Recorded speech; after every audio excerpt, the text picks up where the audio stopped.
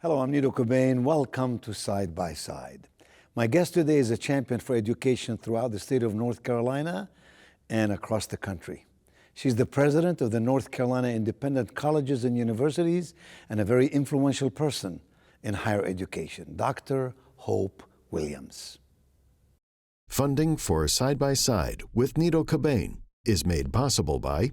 Here's to those that rise and shine, to friendly faces doing more than their part, and to those who still enjoy the little things. You make it feel like home. Ashley Home Store. This is home. The Bud Group is a company of everyday leaders making a difference by providing facility solutions through customized janitorial, landscape, and maintenance services.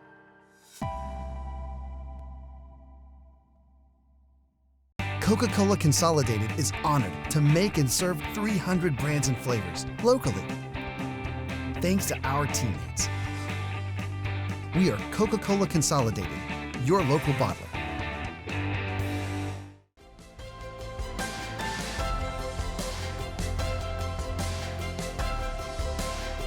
Dr. Williams, welcome to Side by Side. You know, I know a little something about higher education, and you know so much about higher education. You know it from a much wider spectrum. After all, you've been president for 30 years of the North Carolina Independent Colleges and Universities. Your work has been respected, admired, and appreciated by so many. And I just want to begin by asking this question. What is the future of higher education? We read so much, we hear so much doubt about it. Affordability is a big issue in higher education. What is your view about where we are, and more importantly, where are we headed? I think affordability certainly is key right now in higher education, and certainly following the pandemic, that's going to be a huge issue for families who have had issues with unemployment or jobs that may have been lost. But the wonderful thing about higher education in America, and certainly in North Carolina, is that there are many opportunities to receive assistance. So we have state aid and federal aid and institutional aid and all various scholarships that alumni and others have left to colleges and universities. So I think the number one thing that we want students to remember is that they need to go talk to the financial aid office of the college they're interested in attending and find out what might be available for them. Mm-hmm. Because one of the things we know is that we can make higher education affordable. What role do you think government should have in making higher education available to a wider segment of our population? Well, I think North Carolina certainly has done that, and all states do that by providing assistance to their state institutions to help keep tuition low for those state institutions. We're so fortunate here and in many states to have an aid program so that students whose families have been paying taxes in the state all these years can also benefit from some state tax assistance to be able to help to go to colleges and universities that may be private nonprofit, as we are. In North Carolina, how many privates, how many publics do we have? We have 16 public universities, plus the School of Science and Math in the public sector for the 4-year. And then we have our 58 community colleges, and we have 36 independent colleges and universities, our private nonprofit ones, and that includes the 5 historically black colleges and universities, 3 colleges for women, and 1 two-year college. And what is the number of, I don't know the enrollment number of North Carolina students who are enrolled in colleges and universities, or perhaps all of the population of students in all of these colleges you mentioned. Let's take the private sector and the independent sector without the community colleges. What would those numbers be? Well, we have about 90,000 students, including our undergraduate and graduate students. In private schools? In private colleges and universities across the state. Independent colleges and undergraduate, right, in our undergraduate and professional programs. And that would programs. include Duke and Wake Forest and Davidson and so on? That's correct, all 36. And the UNC system has, the last numbers I saw, I guess, were somewhere around maybe 240,000, I believe. But that may be a little off on that one. But that's a large number goes to independent institutions. Yes. And what is the biggest challenge for independence? I think the biggest challenge for independence is trying to make sure that the students can afford to come. So we provide $700 to $800 million a year in institutional aid on top of state and federal aid. And that's a critical factor in helping students be able to make that choice and families to be able to make that choice to attend one of our colleges. And many students we know are from rural areas, especially across the country, but certainly here in North Carolina. And they're accustomed to small classes and small high schools. And they like to continue that small individual attention feeling in higher education too. They appreciate the mentorship of it all. I went to independent colleges undergrad, and I went to a public university for grad work, and so did you. You covered the bases. I mean, you went undergraduate at Duke University, then you went to NC State for your master's, then you went to University of North Carolina, Chapel Hill for your doctorate. You really are, politically, you're well set. I get teased a lot, actually. People will sometimes be introducing me, and if they don't know me, they'll stop in the middle before they get to the PhD and say, but who do you root for? Because, of course, here in North Carolina and in states across the country, that's a big question, is which team you're rooting for. And which team do you root for? I root for my undergraduate, as all should, which is Duke, and all 35 other independent colleges and universities. Okay, so we're trying to get, sometime we'll get Coach K here. We'll ask him about some of those questions. Hope, you began your career in North Carolina as, I don't know whether you were an intern or a full-time employee during the time of Governor Hunt. What did you do? What was your very first role in that office? I was in the Department of Administration for 8 years during Hunt 1 and 2, working with Jane Patterson, who became secretary of the department, and I was over some divisions and working with her on a variety of things because that department manages the state functions, the business functions of state government. That was an important part and a great experience. But we also had the advocacy programs, so the programs that help women and persons with disabilities and the Human Relations Council and a number of those that were trying to help certain populations within the state. And how did you end up at NCICU? Tell us the story. Did you meet somebody who said you got to do this? Did you find that there's an opportunity? What drove you there? Well, it's interesting because as I was working in state government in public service, I decided I wanted to pursue a master's degree at NC State, and one of the great things about our public and private institutions across the state and all over the country really is that there are multiple opportunities to take courses. So I was able to do that program at night, which allowed me to do that. And then I began while I was working full-time, and then while I started my PhD in the same way. So that working full-time, as many adults do, we have so many adult students, people think about our traditional students. So you began actually as a staff person of NCICU, and then later you became president. Well, I did, and after I received my PhD, and I did pursue that in higher education because I decided that's where I wanted to be. It's such a difference and a life changer for so many students. And so I began work as the head of the research side of NCICU, and then in 1992 became president. I have to ask you, you would think, given your background, your education, your expertise, why didn't you choose to become a college president? Well, I thought about that. Is it the stress and the misery and the criticism that might come your way? No, believe me, there's a lot of stress on this side as well. But one of the things that I found I really love about this work is the policy side. And the ability to help more broadly, so that when we are able to work, whether it's with the General Assembly or with Congress and all of the kinds of issues that higher education faces, we're able to affect that and try to work and develop that in a way that helps students, faculty, staff, and our institutions. And that's a very broad reach. And so I like being able to be involved in something that has such a broad impact. Makes a lot of sense. Hope, I got to ask you about the North Carolina Independent Fund. We talked about affordability, especially for North Carolina students who want to have a choice what school to go to. They have so many wonderful choices in the state. What is the North Carolina Independent Fund and what does it do? Well, the Independent College Fund helps raise scholarship funding and grant funding. And so we have a number of grants underway and some requests in place now to work on specific issues. One is a male minority mentoring program. We are concerned about all of our students of color, but especially our male students who seem to leave college before they graduate more. We have one in encouraging STEM majors, because we find that a lot of STEM majors start out that way, but they don't necessarily complete that way. And we know that our employers across the state need that. So we're raising that, and also for scholarships to help our students be able to Where does the money come from? The money comes primarily from corporations and foundations. I see. And so we appreciate so much the great support that we receive in that area. We have some who've been giving, some businesses who've been giving for over 50 years. Wow. And we greatly appreciate their continuing support. We also have programs, collaborative programs to help save money for our colleges, and business affiliates who work closely with colleges across the state. And you know, I know that you're a part of My Future NC. What is that? What is its mission, and where is it headed?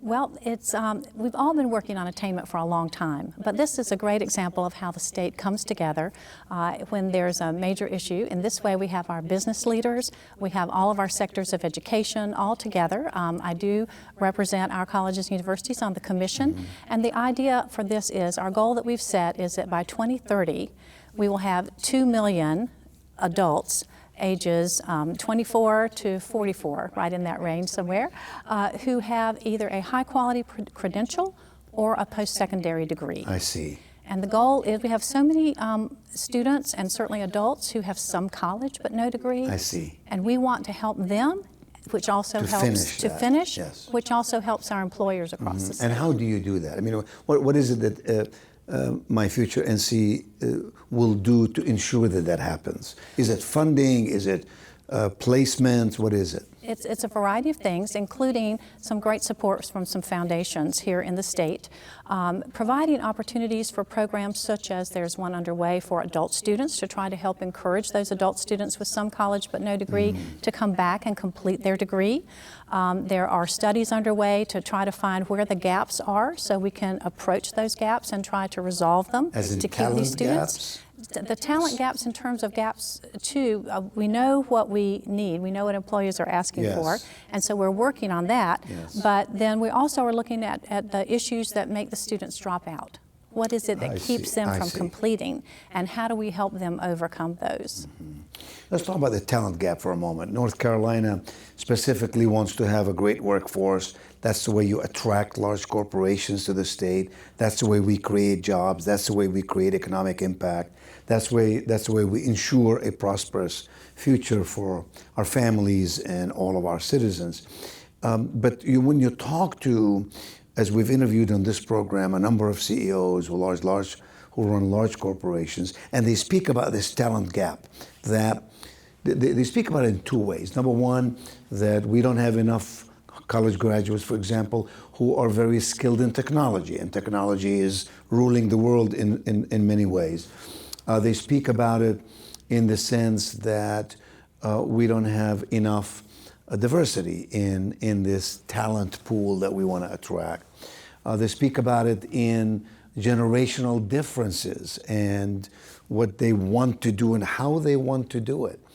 And then they speak about it in terms of the college student who graduates and who is ready to work versus the college student who has been academically gifted and performed well, but when they graduate, they just don't have the life skills. And so what happens, the companies then have to run them through 6 months or a year of further training to bring them up to par. And I'm just intrigued by how My Future NC is attacking all these issues from every dimension.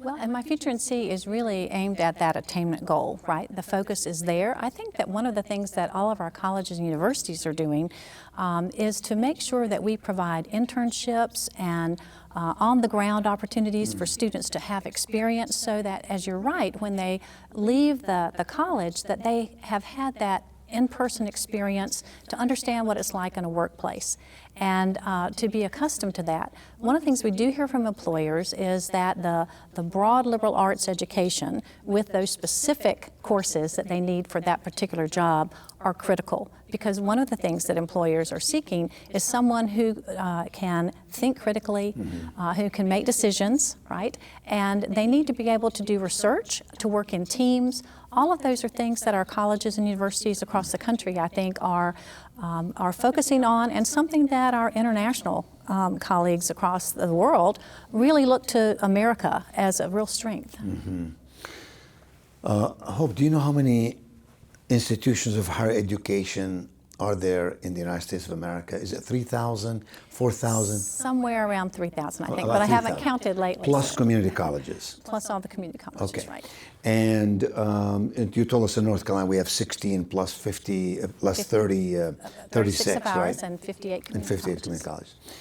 But we hear about, and we read about, and we worry about lots of institutions in the country who, frankly, are not doing well.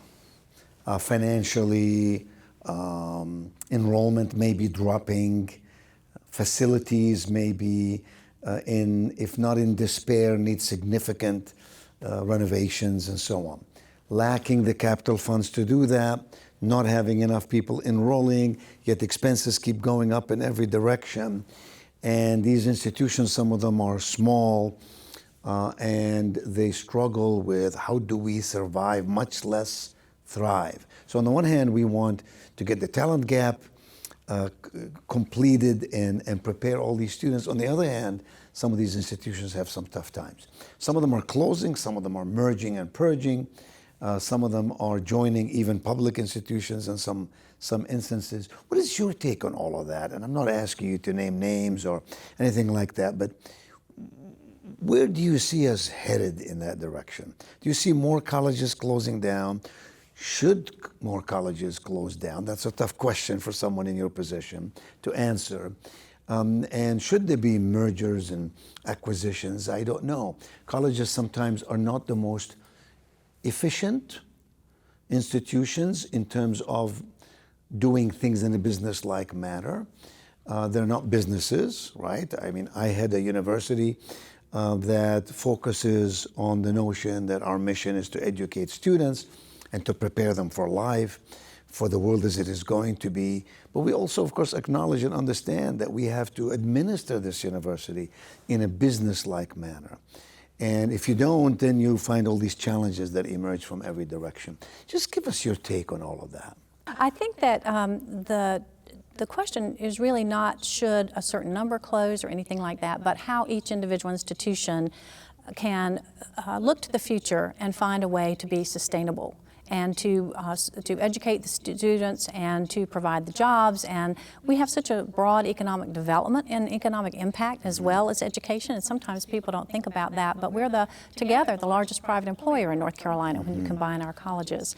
But I think we are finding that since the recession, a number of years ago now, certainly with the pandemic on top of that, as we move into the future and continue to look ahead, colleges are having to determine what their mission is going to be, which may be different at least a little bit from what it used to be years ago. And some of them have unique missions, right? And some are designing that way, Yes. are turning that way.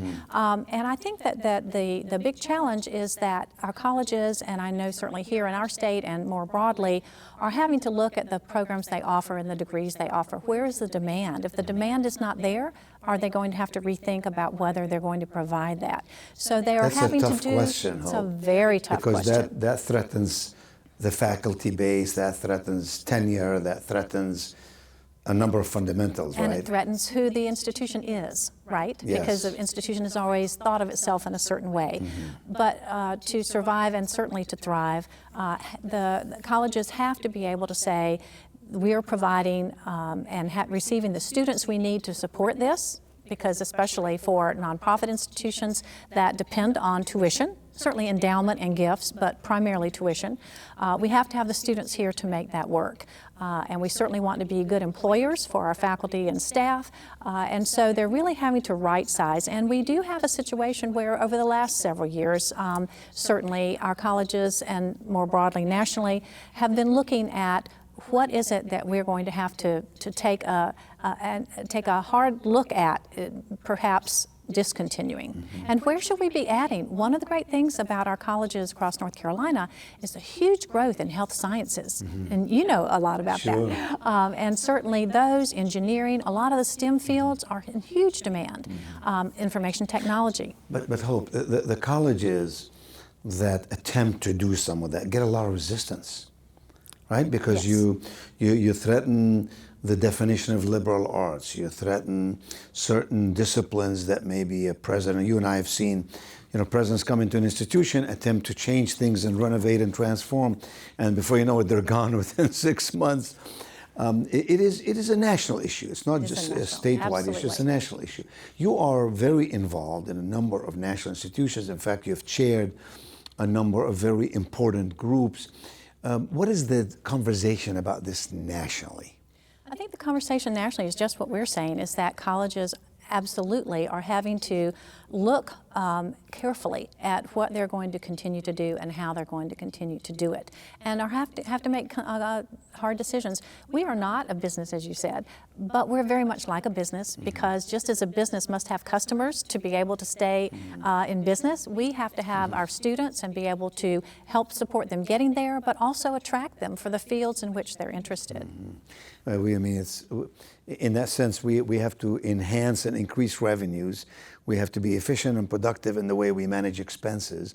And in the midst of all that, we have to create capacity in our faculty and in our students, giving them the resources they need to become learned and purposeful individuals for years to come. All while maintaining the vision and the mission of what we believe higher education should be, which does include a lot of the liberal arts in addition to all of the special fields and disciplines. So you don't see, I take it that you don't see, and you're an expert in this area. I mean, you know so many people, you talk to so many people, you're involved in so many national initiatives. You don't see colleges simply saying to each other, why don't we just merge and create efficiencies of scale? I suspect some of that on the independent college side is that all of these colleges are connected to something, right? To a church, to a certain mission, to a certain set of beliefs, and therefore the commonalities are not as evident as one would think. There certainly are institutions that have discussed merger, but I'm often asked the question that with 36 independent colleges, we must have a lot that are just alike. And I say, not even two. Because of the culture, the history, the community, all of the factors that make that individual institution what it is, make it difficult then to combine, even if there are very strong similarities between institutions. It's very difficult to do. It certainly has happened, and sometimes it works well and sometimes not so much, but it's certainly an issue that people have to address, and our colleges have to across the country, but it is a challenge, no question. So you're known in the Tar Heel State as this very skilled leader who can go into the legislature and both sides of the aisle like you, respect you. They may not always do what you want in the way you want it, but they do like you and respect you and welcome you. What is your secret? Well, one of the things, and I hope that's true, but one of the things that I think is important for all in education to understand is that we need everybody's support. So we don't identify with one party or the other. It's not a political issue, it's a societal issue. It is a societal issue, and it's something we need everyone to embrace. And so they might support us for different reasons, right? But we hope that they'll support us. Certainly our members and leadership in the General Assembly understand the economic impact our colleges have by being that largest employer in our small communities, many of which are rural. And those jobs are so important, as well as the education. They understand the impact. We award almost 90% of the physician assistance degrees in North Carolina, 60% or more of pharmacy, law, and medical degrees. 25% of the teachers who graduate in North Carolina, who graduate from college in North Carolina, graduate from our institutions And are many out. of them stay in many North of these, Carolina? These are the ones in North Carolina of our teachers. So yes, the impact, although people may identify more with their local institution with which they're more familiar and may not be aware of all 36, the impact together that we have is huge on North Carolina. And the state needs us and we need the state. It's a wonderful, mutually beneficial relationship. And in the end, it's about serving citizens in this state and making sure that families have their children educated to have a more prosperous and more successful future. We transform lives, right? We have 50% of our North Carolina students who are Pell eligible. Those are our lower income students. 50% of our North Carolina students who qualify for Pell grants. These students are from families, and this applies to all families and all students, but especially those from lower income families need that education to be able to help them to improve their quality of life, at the same time meeting the needs of our employers across the state. It really is an ecosystem, yes, and all of us need to play our part. Indeed. So talking to you, Dr. Williams, I find you hopeful about the future of higher education, and I find you faithful to the cause of independent colleges in the state. And I find you very persuasive about acknowledging and understanding the challenges that lie in front of us and our abilities and determination to deal with them. And I'm delighted that you are in the role that you're in and that you're assisting so many of us in so many ways. And I thank you very much for being with me here today on Side by Side. Thank you for having me. Funding for Side by Side with Nido Qubein is made possible by Here's to those that rise and shine, to friendly faces doing more than their part, and to those who still enjoy the little things. You make it feel like home. Ashley Home Store. This is home. The Bud Group is a company of everyday leaders making a difference by providing facility solutions through customized janitorial, landscape, and maintenance services.